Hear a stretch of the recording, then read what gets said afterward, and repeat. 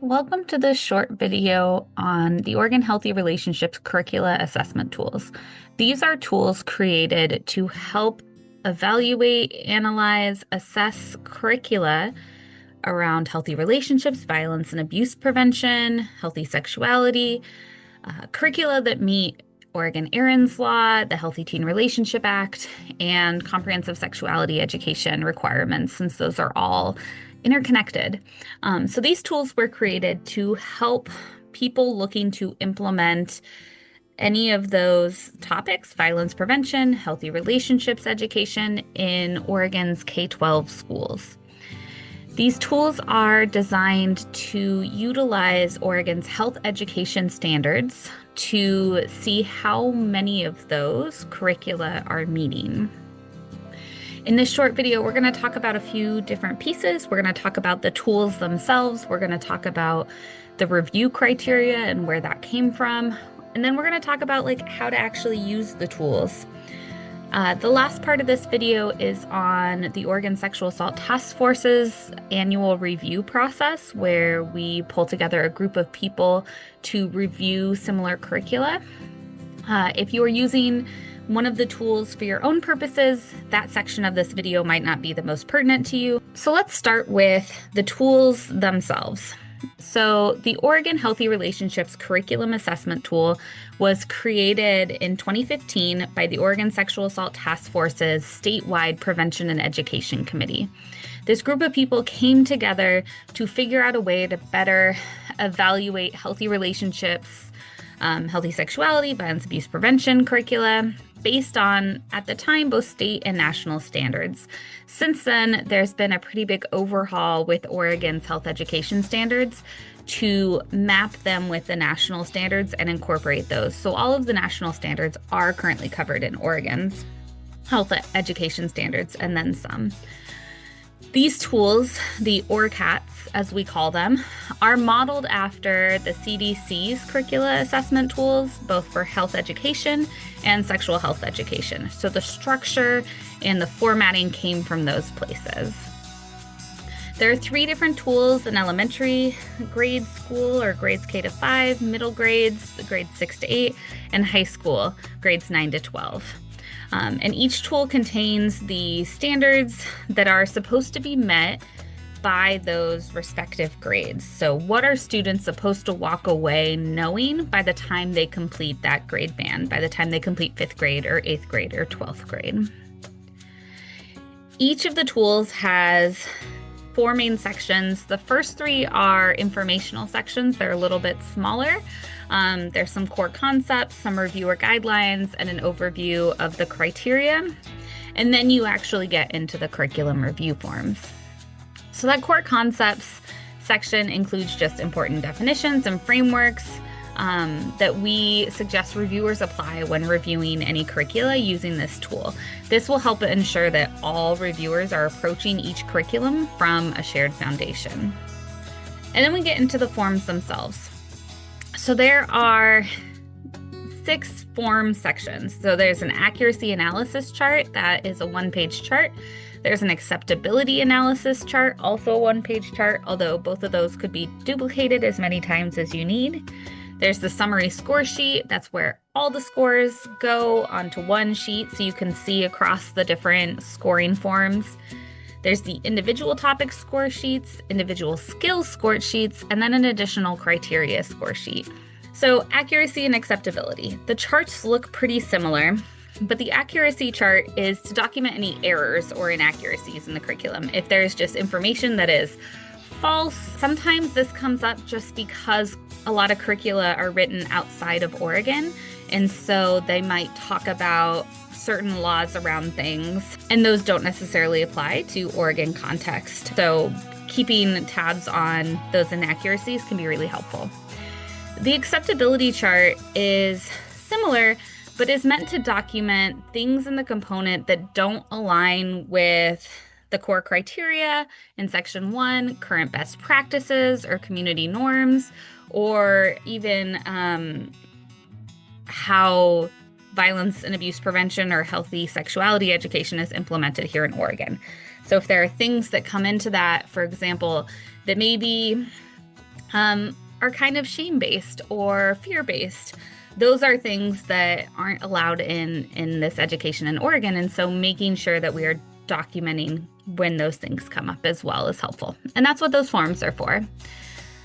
Next, you have the summary score sheet. It looks like this. In the top part here in the green area, you have the topic score sheets. In the yellow area, you have the skills score sheets. And then in the bottom purple area, you have the additional review criteria. Those individual topic score sheets make up the bulk of the Oregon Healthy Relationships Curriculum Assessment Tools, or OHRCAT. These are organized by topic, and we'll talk about those a little bit more in the criteria section. Each of these are just asked for reviewers to check off if the curriculum has included these pieces in them. Similarly to that, there is a skills practice score sheet based on the skills prioritized for each grade level. Each skills score sheet looks the same. It has these 5 questions, but it's important to notice the guiding piece at the top around this focuses on this standard, which means at the end of this curriculum, are students able to do this specific skill? So using that top banner to really understand what they are trying to accomplish. For example, this one uses decision making. So at the end of this curriculum, are students able to use decision making skills to promote and maintain healthy relationships? And then utilize the prompts below to check those boxes. Then there is one final score sheet section, and this is additional criteria. And we'll talk a little bit more about where this comes from, but these are some of the state standards around implementation of violence and abuse prevention in Oregon's K-12 schools. So now that we've looked a little bit at the tool, the different sections, the different components of it, let's go ahead and look in more detail at the criteria, as I've mentioned. The curricular review criteria was pulled from a couple of places. One is the Oregon Health Education Standards, which also include Oregon's Transformative Social Emotional Learning Standards, at least some of them. So you'll notice that those are woven throughout, particularly those topic score sheets. Additionally, the Oregon Department of Education's Oregon Health Education Instructional Materials Evaluation Tool, or the Health IMET, is where that additional criteria comes from. And that tool is one of the tools that ODE, or the Oregon Department of Education, created to help schools evaluate curricula. So this tool provides some overarching guidance beyond just the standards for how to implement violence and abuse prevention and what would qualify or meet the standards of the state. All of these together are what make up the criteria for the OHRCATs. So starting with the Oregon Health Education Standards, these are organized into 8 topic areas: wellness and health promotion, safety and first aid, substance use, misuse, and abuse, food, nutrition, and physical activity, social, emotional, and mental health, healthy relationships and violence abuse prevention, growth and development, sexual and reproductive health. Those are the 8 topics. And the important thing to note about violence and abuse prevention is that there are elements of each of these topics that apply to violence and abuse prevention, not just the healthy relationships and violence and abuse prevention section.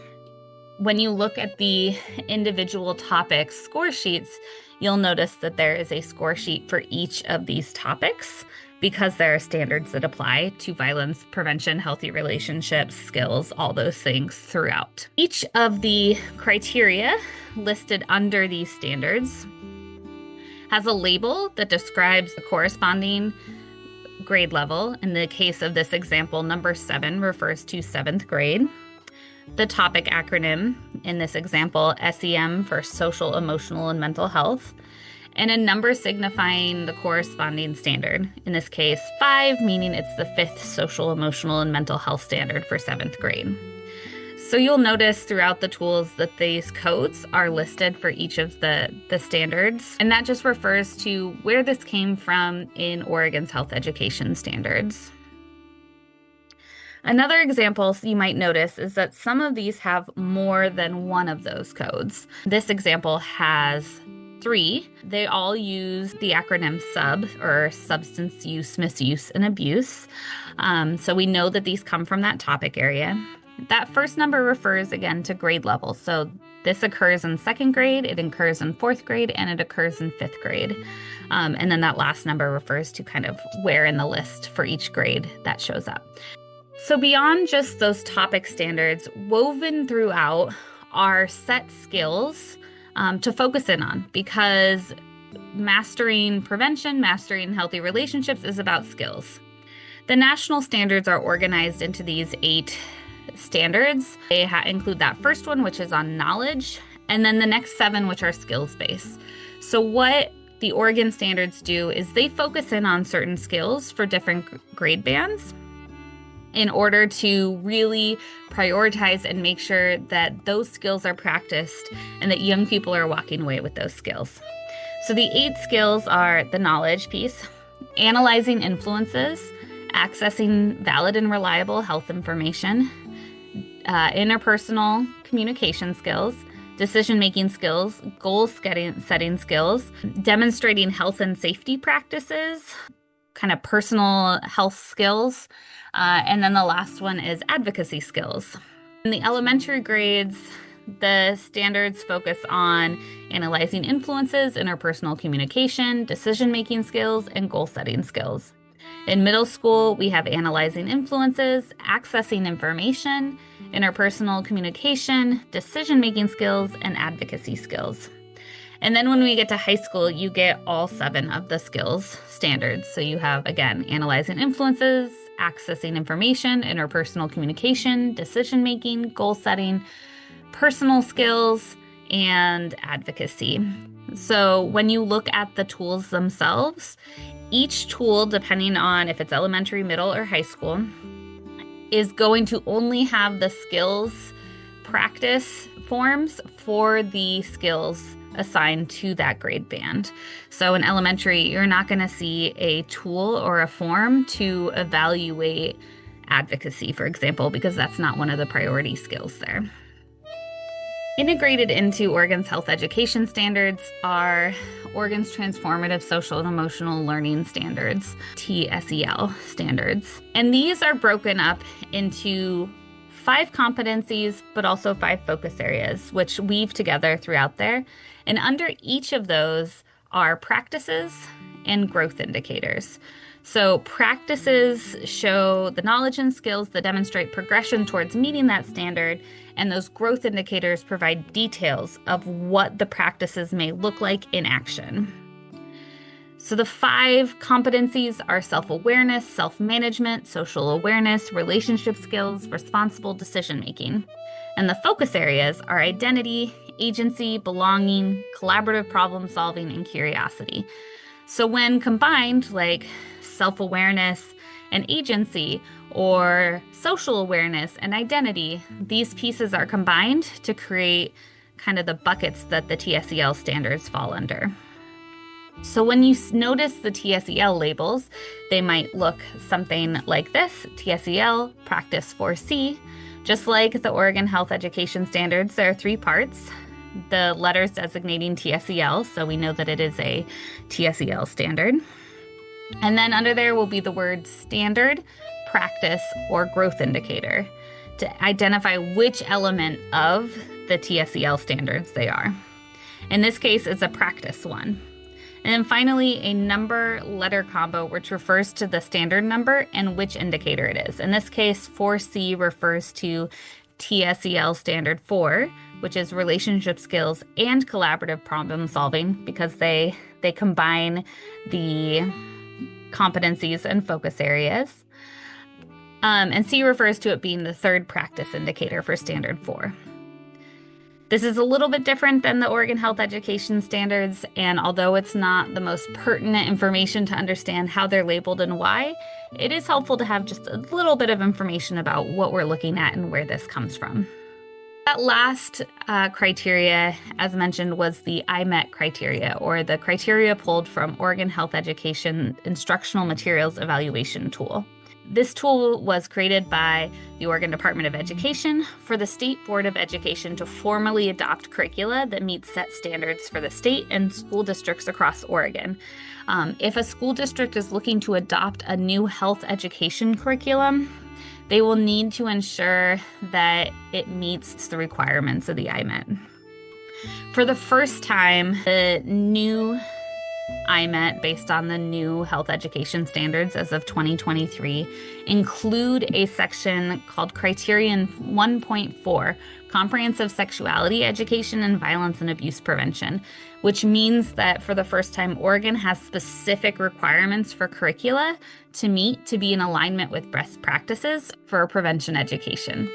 And this came about in particular because a lot of health education curricula out there might do a really good job at a lot of subjects like nutrition or substance use prevention. The problem is that a lot of times places where curricula fall short are in the comprehensive sexuality education and/or violence and abuse prevention education, because Oregon standards have been significantly more robust in those areas for quite a while. Providing these specific requirements can help guide both the adoption of health education instructional materials, but also when those need to be supplemented. So these do not have any particular coding, but just naming that that is where that additional criteria came from. So now that we've looked at the tool and the criteria, let's talk a little bit more about completing the tool. How do we know when to check boxes? How do we know how to use the tool? Knowing when to check a box, knowing when a standard has been met, it can be challenging. Taking a little deeper look in there's some things to consider. One is thinking about our foundation, like what are we bringing into this? In the OHRCAT, we've recommended certain documents and resources that can help provide some key concepts, shared language, definitions, and foundations, including creating a shared understanding that healthy relationships and sexual health promotion are violence prevention.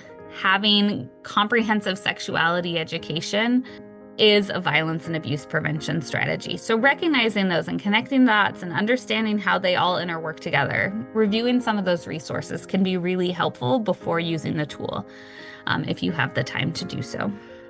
We also recommend that you assume that people using the curriculum maybe do not have a background in violence and abuse prevention, maybe don't have a background in comprehensive sexuality education, therefore would not necessarily have the knowledge to adapt certain components of the curriculum to meet a standard or a criterion. So when you're reviewing a curriculum, a lot of times it's easy to be like, here's how I would supplement this activity, or here's the knowledge I would bring into this. And a lot of people, especially because a lot of times teachers are just tasked with doing sex ed or just tasked with doing errands law education, might not have that background to backfill it. So when we're thinking about checking boxes, don't think about necessarily what you might add to complete it. Think about what is there and how that might check a box or not check a box exclusively based on what's there. Assume that the curricula are self-contained. Nothing will be added or subtracted when delivering the curriculum. That way, when we have the review completed, when we have a summary, we can look at it and say, this is how much the curriculum on its own meets. This is how many standards it meets. And then we can better understand where those supplements might need to come from.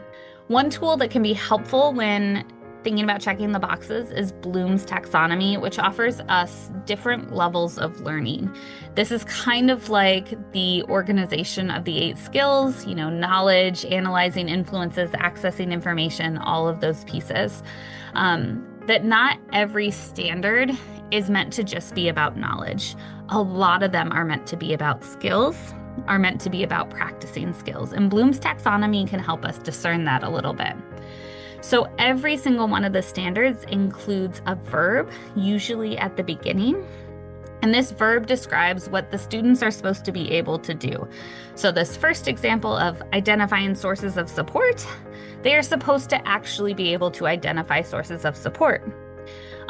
Demonstrating empathy and affirming others' perspectives, they're actually supposed to be able to demonstrate empathy. It's not necessarily just defining empathy or describing empathy. And so understanding these verbs helps us understand a little bit more about the intent of the standards. Each of those Bloom's taxonomy learning levels, creating, evaluating, analyzing, applying, understanding, remembering, offers a list of verbs that apply to it. So for example, at the remembering level, things like choose, describe, explain, identify, label, list, name, these things that tell us what students are supposed to be able to do. Similarly, at the creating, they're supposed to compose, construct, design, develop, imagine, predict, right? Those are different kind of verbs that help us understand what young people are supposed to be able to do given the standards. So identify is a verb used at the understanding level of Bloom's taxonomy, and demonstrate is used in the applying level. So at the understanding level, students are supposed to be able to have the ability to explain ideas or concepts, to translate knowledge into a new context, maybe predict consequences. At the applying level, they're supposed to be able to use information effectively. They're supposed to use methods, concepts, strategies that they've learned in new situations. And they're supposed to be able to solve problems using acquired skills or knowledge. These are some of the examples of the other levels and what they're supposed to do at those levels if you want to come back and look at those. But let's put this all together. So again, demonstrate is a verb found at the applying level of Bloom's taxonomy. That means that in order for a curriculum to meet the above performance indicators, students need to be able to use information effectively. Information, in this case, they've learned about empathy and other people's perspectives and affirming them during teamwork and collaborative problem solving. Are they able to use methods or concepts that they've learned about those topics in new situations? Are they able to solve problems using the skills and knowledge they've acquired? So when deciding if this standard is met, it's up to reviewers to decide if students have the ability to demonstrate the use of information, methods, etc., learned to show empathy and affirm others' perspectives and problem solving.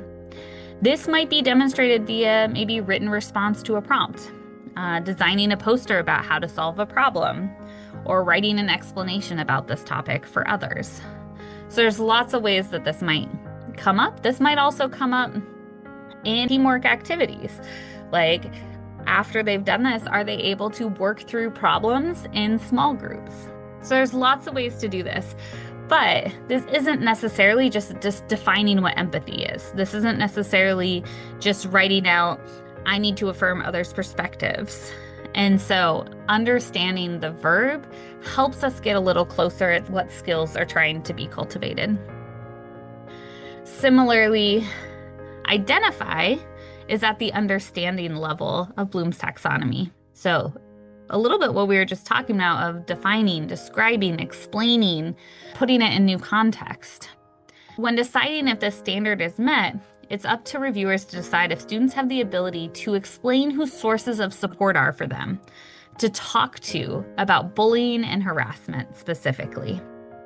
This could be demonstrated through drawing pictures to show a particular idea, writing a summary, preparing a chart, listing out people that they can talk to if they're experiencing or have witnessed or are curious about bullying and harassment, if they want to learn more, right?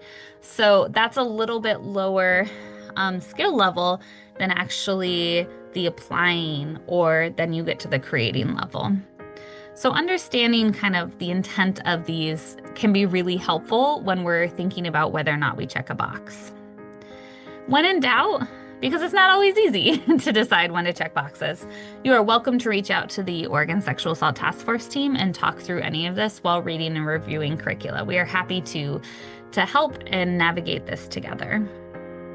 We have conducted multiple curricula review processes, and we've learned different strategies from reviewers over the years of what has been sustainable or easiest. Some reviewers have expressed that they really appreciate being able to read through a curriculum once, then do it a second time, documenting standards, etc., that are being met. Some people have expressed that reading 2 or 3 lessons at a time, then going through the complete OHRCAT to document which standards were met is really helpful. So not trying to read the whole thing and then go back and complete the tool. So there are a lot of different ways to do this and to make this a little bit more manageable or bite-size.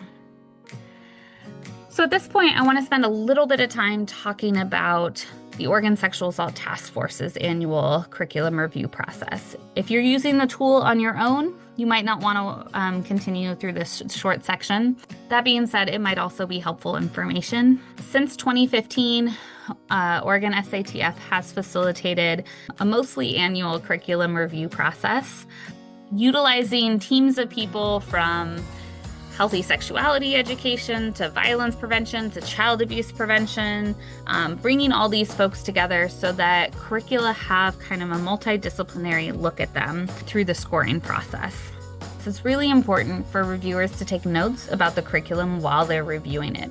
Some notes might be documented in the accuracy and accessibility charts, which are described in the tool section of this recording. Some notes may be best documented in the notes section at the end of each standard or in the overall notes section included in the summary score sheet page. These notes are incredibly helpful as we discuss recommendations for curricula or for people using a curriculum to better meet the standards here in Oregon. After everyone has reviewed the curriculum, we host a review meeting where everyone can come together who reviewed that curricula, and then we debrief and talk about it. We talk about what were highlights and successes. We talk about some of the things that might need to be improved or changed in order to better meet Oregon standards around prevention and health promotion. Alongside that review team meeting, reviewers will also submit their completed OHRCAT to Oregon SATF's prevention team. This might include emailing the entire OHRCAT a reviewer has completed, things, everything from the summary score sheet, accuracy and accessibility charts, individual standard score sheets, skills score sheets, and that additional criteria sheet. This way, we have that documentation and comparison. A lot of times publishers who give us access to their curriculum want to know which standards they haven't met and some of those things. And so having that documentation can be helpful for us to provide that anonymous feedback to publishers. And we get asked that pretty frequently. Those scores are then averaged across the reviewers for the curriculum. And this becomes the percentage of standards that each curriculum met. We additionally provide recommendations that are organized into 2 categories: framing, which highlights what the curriculum does well, as well as any recommendations the review team has for reframing components of the curriculum, and additions, which includes recommendations for what can be added or included to support that curriculum in meeting more of Oregon's health education standards. This all shows up in a curricula review summary document that's available on Oregon SATF's Sexual Health Workgroup page. These are a list of the curricula that we have reviewed as of 2023, and you can see there's a pretty wide range there. They're also organized by primary type, so dating violence prevention, healthy relationships education, violence prevention, sexual health education, and child abuse prevention are the main categories there that we've reviewed thus far. Each curriculum has 2 pages in the summary document. The first one includes some program details. What does it entail? Like, what do you get with the curriculum? Where is it meant to be implemented, or how is it designed? Some of those pieces go in there. And then implementation includes usually more information about how many lessons it is, how often they're supposed to be implemented, is it a package of lessons or is it a set curriculum, some of those things. If there's any evidence of effectiveness or data out there, that's included here. Some additional strengths and barriers, whether or not that includes things like access or ability to use multiple languages, some of those things. And then the cost of it. Is it free? How much does it cost? Does it require an annual subscription or a one-time fee? Some of those things. The second page is where all that information I just mentioned comes from. So the percentage of standards met, as well as the framing and additions, adaptations, modifications, our recommendations for folks who are considering using the curriculum. And that's it. That's the whole OHRCAT process. These tools can be really helpful in assessing curricula using Oregon's health education standards and performance indicators. And it can be really meaningful to understand what best practice for violence and abuse prevention education is in Oregon schools. Please reach out to Oregon SATF if you have any questions or concerns or need any help. That's why we are here. Thank you so much.